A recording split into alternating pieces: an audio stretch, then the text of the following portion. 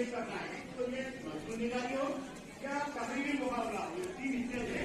तो लिहाजा दूसरे हिस्से को आप मुकम्मल करना है। मजबूत निकाली में दोबारा स्लाइड यानी पैराग्राफ वाइज आप जो चाहे मजबूत लिखना है, और उन्होंने साइड को लिखेंगे। बात है इंग्लिश में थोड़ी गलतियां भी है, क्योंकि आपकी हाई स्कूल तालीम आपकी मुस्तक़बिल की जिंदगी को संवारती है। यदि आपको बिहार बनाना है तहरीर में, तकरीर में, तो लिहाजा